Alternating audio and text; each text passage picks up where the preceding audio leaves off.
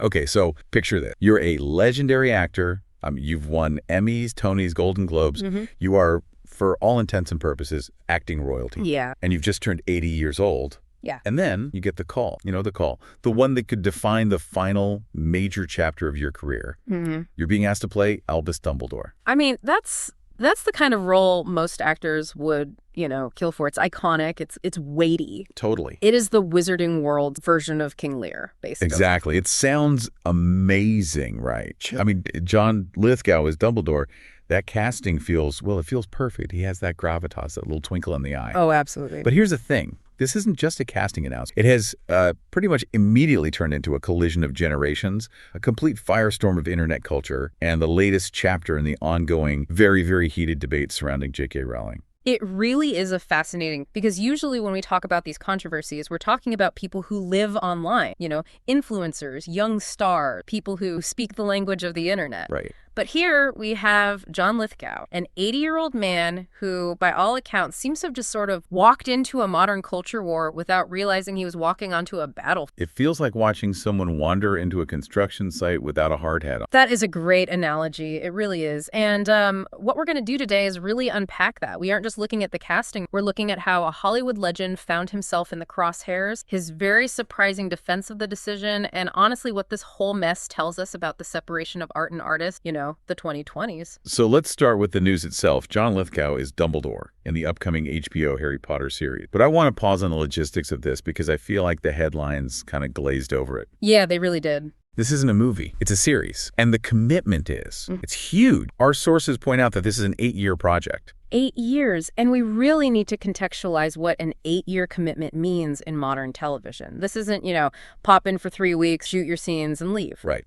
It's the anchor role. He's the guy. Exactly. When you sign on for a flagship HBO series, think Game of Thrones, think Succession, you are signing your life away. You're agreeing to these exclusive windows where you can't work on other projects. You're agreeing to global press tours that last for months. Oh, God, the press tours. Right. You're agreeing to reshoots, extensive time in the makeup chair, physical travel. It is an endurance sport. And let's not forget, John Lithgow just turned 80. There is a certain grim mathematics to that, isn't there? There really is. I mean, look, I don't want to be morbid, but 8 years takes him to 88. That is a massive, massive gamble on your own vitality. It is. And usually when actors hit that octogenarian mark, the career strategy, it shifts. Yeah. You look at his peers, the people in his bracket, they tend to move toward what we might call the legacy cameo phase. Right, yeah. You do a beautiful 3-scene arc in a movie, you get your standing ovation at the premiere, and then you go home to your garden. You don't usually sign a contract that dictates your entire schedule for the next decade. It's almost like he's signing up for a tenure track position at a university when he should be accepting an honorary degree. That is a brilliant way to put it. And Lithgow, to his credit, seems fully aware of the absurdity of it all. He actually made a joke about this recently that I found fascinating. Oh, yeah. He said that because he signed this contract, he's pretty sure he is now legally obligated to live until he's 88. He said, and I'm quoting here, "I have that in writing." See, I laughed when I read that, but then I stopped and I thought, that's actually kind of dark. It's very dark. It's witty. I mean, classic Lithgow, but it reveals that he understands the golden handcuffs put on himself. It suggests he's viewing this as a kind of self-fulfilling prophecy. Yeah. If the contract says 8 years, well, the universe and, the HBO legal department has to keep him around. It's the idea that he is now too expensive to die. Precise. He has become a structural asset to a billion-dollar corporation. But while he was making jokes about his age and his mortality, the internet was absolutely not laughing. And this is where the setting of the controversy becomes really, really important. Yeah. Because you might assume this whole drama went down at a Harry Potter press conference or maybe a Comic-Con panel where fans were already all riled up. But it didn't. And this is where the irony becomes almost painful. It really is the definition of irony. Lithgow wasn't at a Warner Brothers event. He wasn't flanked by executives in suits. He was at a film festival in the UK. Right. He was there to premiere a completely different, very small, very intimate movie called Jimpa. And we have to talk about Jim because the premise of that film is just crucial to understanding why the backlash was so specific and so intense. I feel like if he'd been there promoting like a generic action movie, the reaction might have been different. Oh, absolutely. The context of Jimpa is everything. So let's look at the film. Lithgow plays a character named Jim as a grandfather, but he isn't just any grandfather. He's a gay man who came out later in life. And the film centers on him building a relationship with his non-binary grandchild. So narratively, this is a story explicitly about intergenerational queer acceptance. It is. It's a tender, quiet exploration of how different generations of LGBT relate. It's about a grandfather trying to understand and love a non-binary child. It's the kind of movie that's designed to be a bridge. Yeah. To show that love transcends these generational...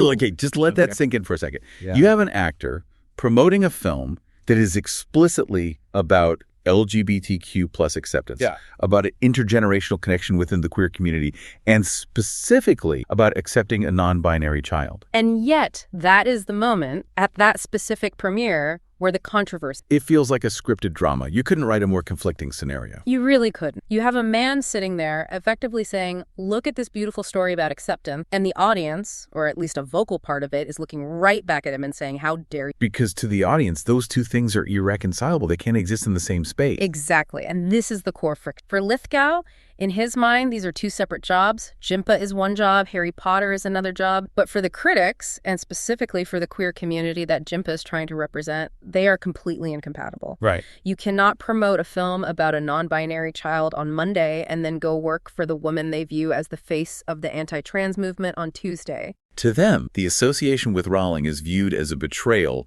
of the very community represented in Jimpa. It is seen as blood money. They look at him and say, you are using our stories to win awards with this little indie film, but you are using your labor to build the wealth of someone who opposes our... That is the act. So let's set the scene at this premiere.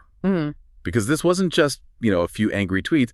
This was face-to-face. The source material describes the room as simmering with tension. Imagine the atmosphere. You're in a theater. You've just watched this emotional, quiet movie. The lights come up. The director's there. The young non-binary actor is there. It should be a moment of celebration. Yeah, of course. But instead, the air is completely sucked out of the Q&A starts, and nobody wants to talk about a cinematography of Jimpa. They want to talk about the wizard. It turned into a cross-examination. It did. It stopped being a press conference and started being a tribunal. One audience member apparently stood up and explicitly said to him, things like this don't help. Which is such a loaded, heavy phrase. Things like this don't... What does that actually mean in this contest? What's the this? The this is him taking the role. It implies impact. It implies that by taking the Dumbledore role, he is actively harming the cause he is portraying. In the movie, he is literally sitting there to promote. Wow. It's saying, your performance in Jimpa doesn't matter because your participation in Harry Potter cancels it out entirely. It led to a heated discussion right there in the theater.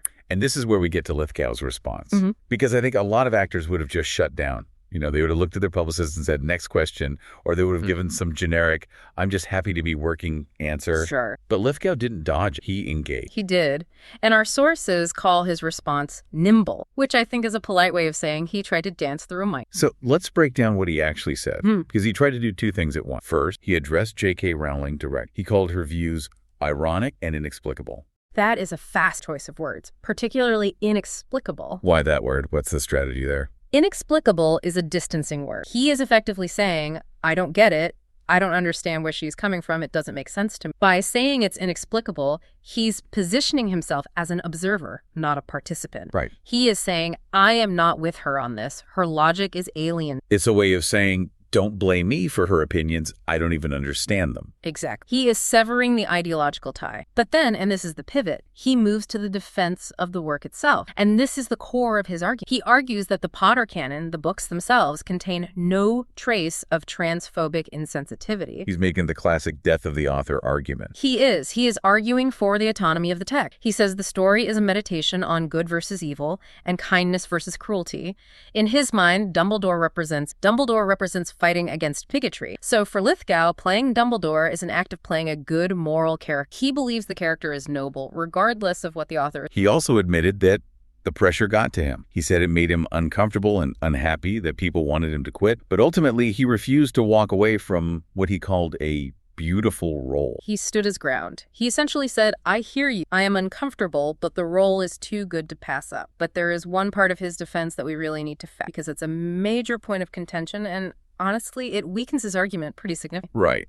He claimed that Rowling is not really involved in this production at all. And that, unfortunately for John Lithgow, is factually incorrect. Yep, our sources are pretty clear on this. It's not like it's a secret. It is the op secret. J.K. Rowling is an executive producer. HBO has stated she is deeply involved. She has spoken about being involved. This isn't a situation where the studio bought the rights 20 years ago and locked her out of the building. She is in the building. She is likely helping choose the drapes for the common room. She retains complete creative control and power over the franchise. So why would Lithgow say that? I mean, is he lying? Is he just trying to spin it? You know, I really don't think he's lying in a malicious sense. I don't think he's sitting there thinking, I will deceive people. I think this actually transitions us perfectly into what some are calling the naive liberal hypothesis. The naive liberal hypothesis. I like that title. Let's unpack that.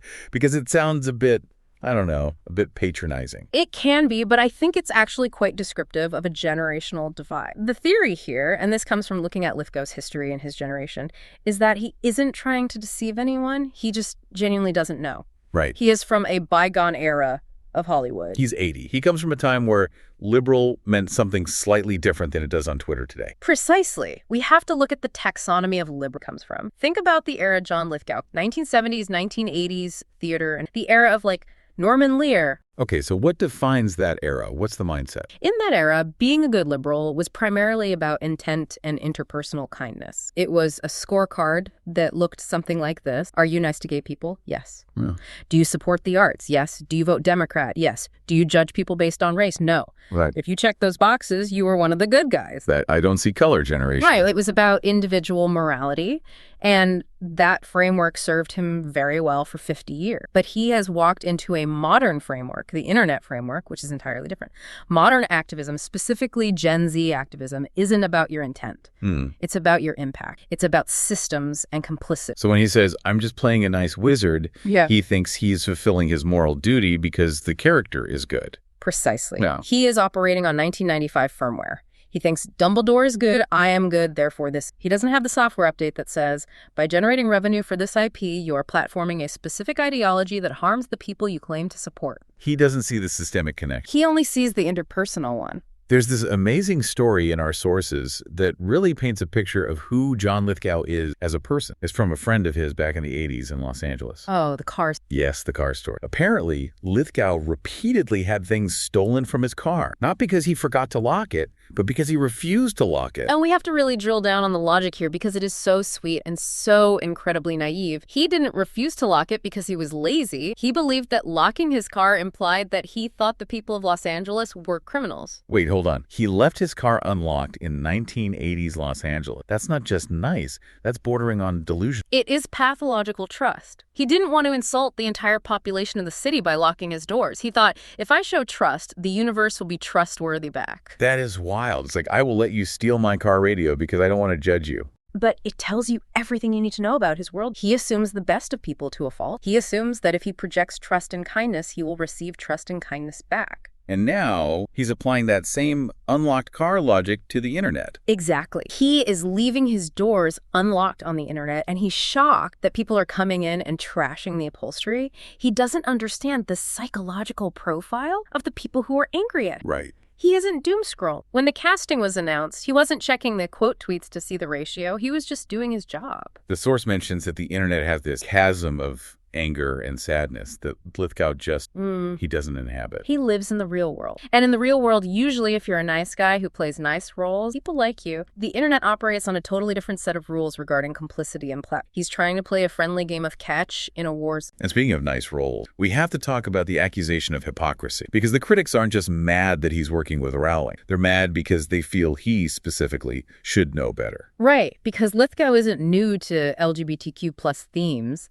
He has a track record. This isn't a random actor who just wandered in. This is someone who broke ground. We mentioned Jimpa, but we have to go back further, a lot further.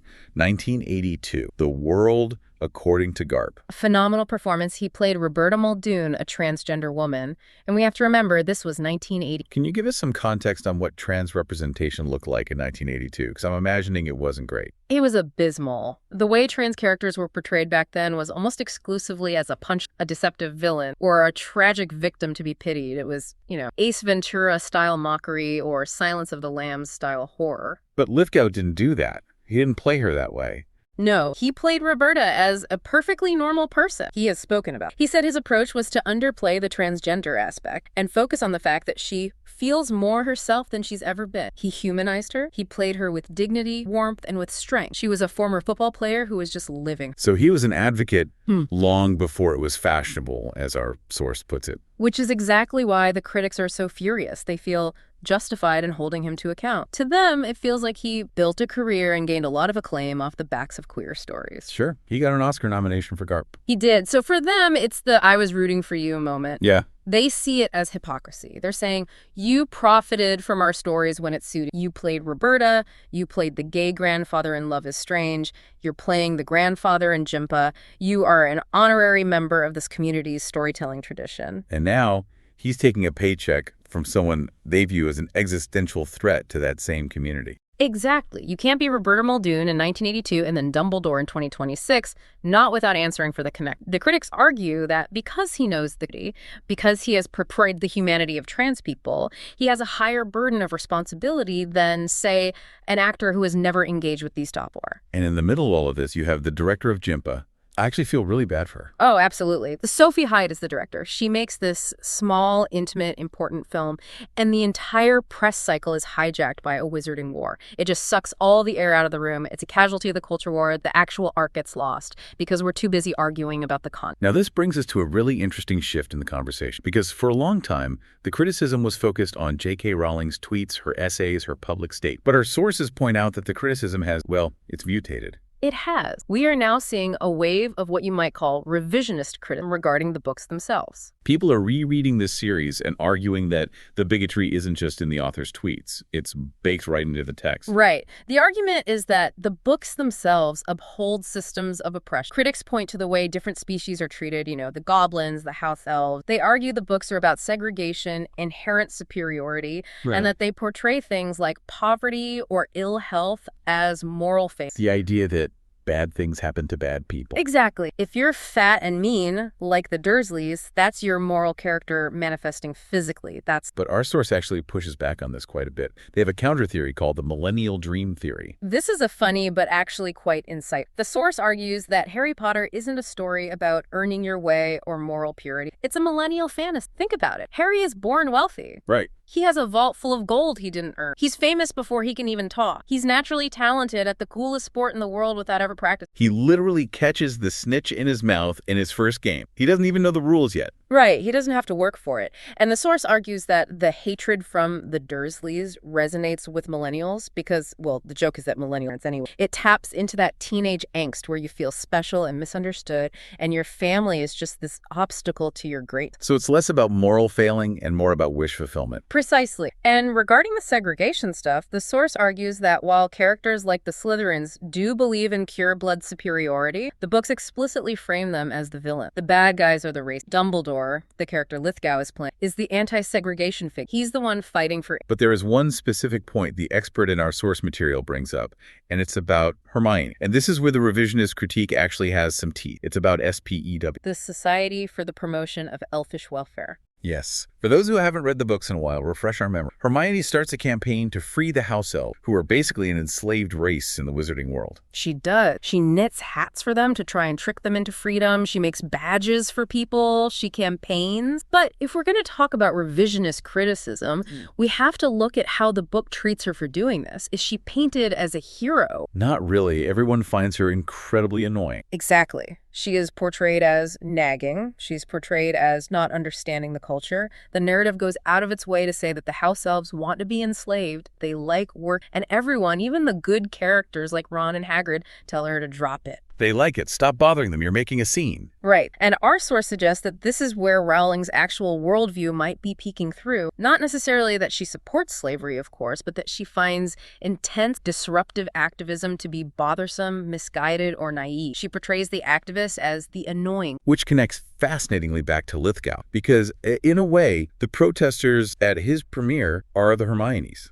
It is a perfect mirror. Think about it. The protesters in the audience at Jim, they're Hermione. They are shouting about an injustice. They're disrupting the social order to point at something they believe is morally wrong. He's acting like the book's narrative. He's effectively saying, calm down. It's all for a good cause. Stop making a scene. Stop ruining. The dynamic is playing out in real life. The annoying activists are disrupting the peace to point out a systemic issue, and the establishment is just trying to enjoy the show. It creates this meta layer where the criticism of the author is being enacted by the very people protesting the adaptation. The text and the reality are collapsing. So we have the culture war, we have the literary critique, but we can't ignore the elephant in the room. Yeah. The practical reason John Lithgow is doing this. The money. The money. We have to be realistic. This is a massive financial. Our source says he is setting up his family for generations. And that is not an exaggeration. An 8-year contract on a flagship HBO IP that is buy a private island money, or at least ensure your great-grandchildren go to whatever college they want money. Even if he was already wealthy, which he is. This is a different level. This is empire money. It is. And there's also the legal reality. We touched on the I have it in writing joke, but legally, once you sign that contract, you are locked in. Can you imagine trying to back out of an HBO contract for the biggest show on earth because Twitter is mad at you? You literally couldn't.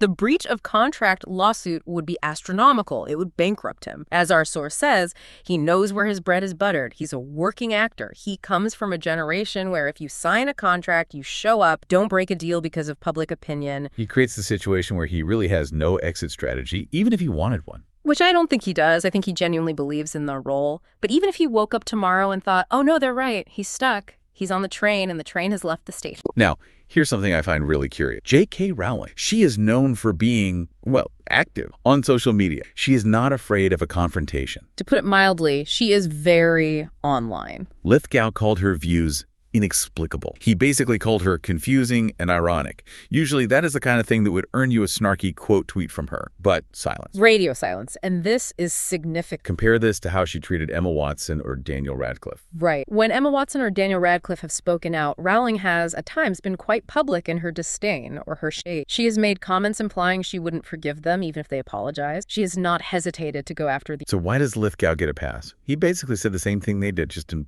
politer words. All the money. It always comes back to that. Emma Watson and Daniel Radcliffe are done. Their movies are wrapped. They aren't generating new revenue for the IP right now in a direct sense. Their box office is in the past. John Lithgow. He's the new face. He's the current project. He is in the primary money-making phase. So the theory is she keeps her mouth shut because he's helping launch the new flagship product. Exactly. You don't attack the lead actor of your new show before it even airs. It's a business. She can afford to alienate the former stars. She needs the current stars to sell the subscription. If she attacks Dumbledore, she attacks the show. It's so cynical, but it makes total sense. It's the business of Hollywood. Ideology is important, but the bottom line is the bottom line, even for a billionaire. So where does this leave us? We have John Lithgow, an elder statesman of acting. He's trapped, or perhaps comfortably seated, between a lucrative contract, a legacy of allyship, and a furious internet culture he barely understands. It's a tragedy of the middle ground. Lithgow is trying to stand in the middle to say, I support trans rights and I love this wizard story.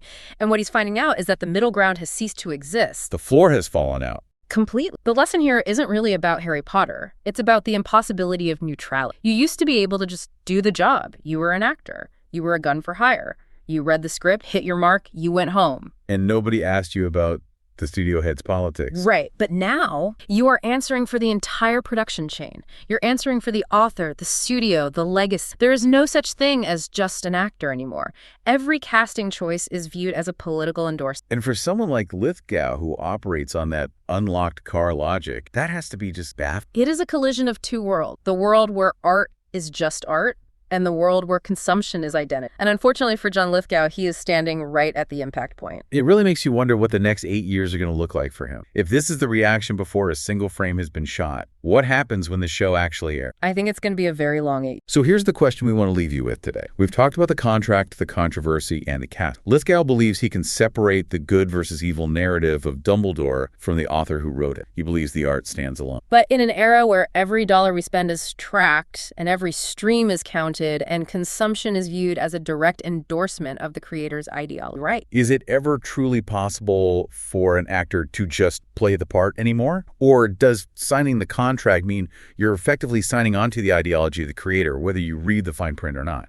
That's the question. And I have a feeling the answer is going to determine the future of not just this show, but how we consume entertainment for the next decade. Thanks for listening to this deep dive. Let us know what you think. Does Dumbledore get a pass, or is silence complicity? We'll catch you on the next one.